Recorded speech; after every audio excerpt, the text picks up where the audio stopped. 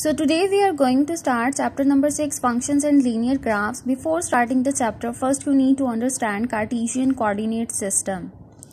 So Cartesian coordinate system, students, have you ever seen the number line? This is called a number line. On the right side there was positive natural numbers and on the left side there was negative natural numbers. So just like the number line, the horizontal axis, the x-axis, this is the number line. On the right side there was positive numbers and on the left side there was negative numbers. Okay, and the horizontal axis is called the x-axis. This is x positive and this is x negative. Similarly, the vertical axis, the vertical, or we can say the vertical number line, is called the y-axis.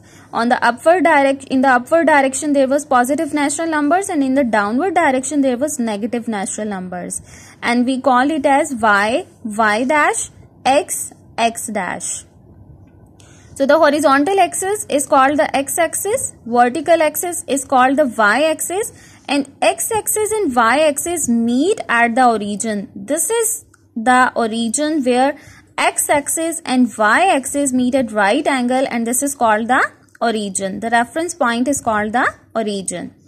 Okay, suppose if we have any point P that lies here, so how we can identify the point? Okay, the point P is 3 units away from the x-axis and 2 units away from the y-axis.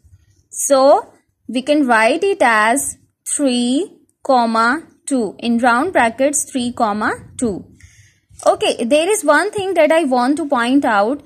You can't write it as 2, 3. This is wrong because 2, 3 lies here. Okay, which is 2 units away from the x-axis and 3 units away from the y-axis.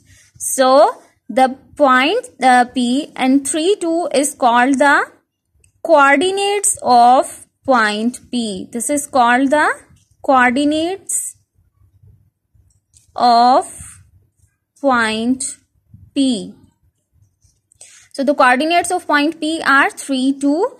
This is an ordered pair. X is always written first and the corresponding y then written. So this is an ordered pair, x and y. So the point P, coordinates of point P are 3, 2. So this system is called the Cartesian coordinate system. This is called Cartesian coordinate system. Now what is Cartesian plane? Again, this is x, this is x dash, this is y, and this is y dash. So as you can see, the Cartesian plane consists of 4 parts. The one part, the second part, we go in the anti-clockwise direction. The third part and the fourth part. So the first part, as you can see, x is positive and y is also positive. So in the second quadrant, x is negative and y is positive. So remember, in quadrant 1 and 2, y is positive.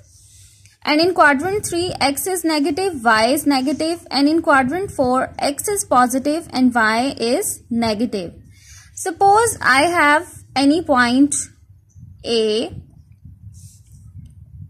B, C and D. So where this point A lies? This point A lies in the first quadrant. This is called first quadrant. So point A lies in the first quadrant. Point B lies in the second quadrant.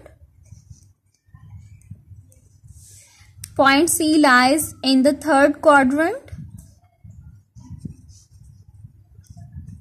And point 4 lies in the fourth quadrant.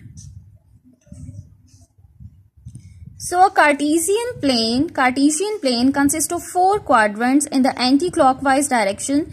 First quadrant, second quadrant, third quadrant and the fourth quadrant. In the first quadrant, the x and y both are positive. In the second quadrant, x is negative but y is positive. In the third quadrant, x and y both are negative.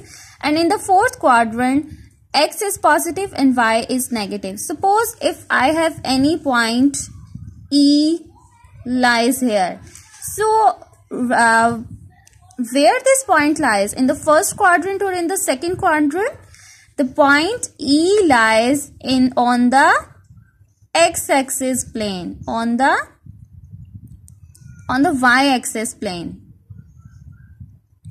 Similarly, if I have any other point F that lies here, so where this point lies? This point lies on the x-axis plane.